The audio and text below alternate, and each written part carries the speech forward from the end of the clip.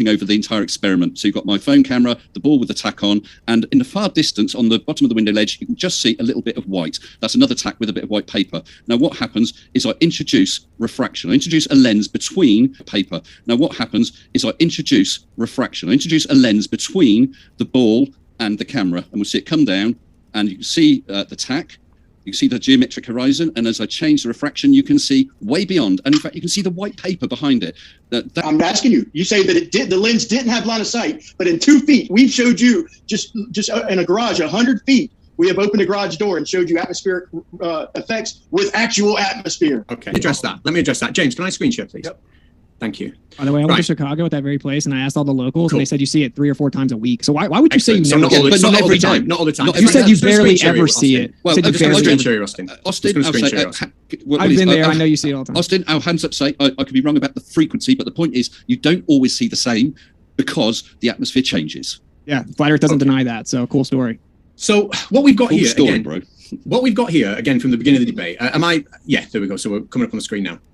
I said at the beginning of the debate that the evidence for you would be silly examples of taking things like a torch or a lens and moving it into that specific position to get the exact effect that you wanted. And this is now what you're using as your actual evidence. I parodied it at the beginning as a joke, and you're using it now. Yet Mr. Sensible, who actually made his effect through the actual air without needing to put a lens of any kind, his effect through the actual air without needing to put a lens of any kind, in between to show his refraction, you're doing the exact thing here. You're doing exactly what I said you were doing. You've taken a lens, you've put it in the exact position you want to get the effect you want. Mr. Sensible's shown the curve on the ball. Sorry, when he's taken the lens, he's not been fiddling around with it to get it in the exact position he wants. On the curve on the ball. Sorry, when he's taken the lens, he's not been fiddling around with it to get it in the exact position he wants. He's moved it. We can see the exact refraction that we want. Wow. You just said that he did the same thing you're accusing him of, because if you change the lens, it would change the way refraction looks. And he had to use exactly the right conditions to make it look like what he needed it to do. You literally just refuted it. And he just said the atmosphere is a lens.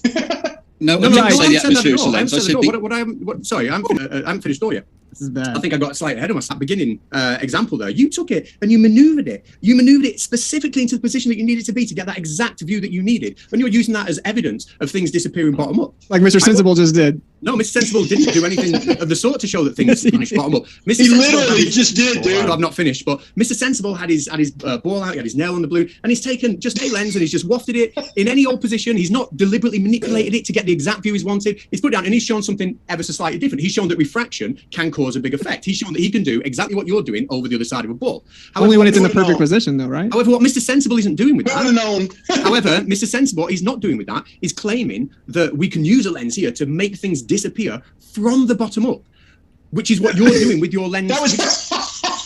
Yeah, well, they're different things, man. Like, I don't see, how do you not understand that he's literally doing the same thing? If he moves his lens, the effect changes, and he does the experiment, or the demonstration, not experiment, exactly like he needs to show the possibility of something happening. He did the same thing. So you're refuting your own teammate.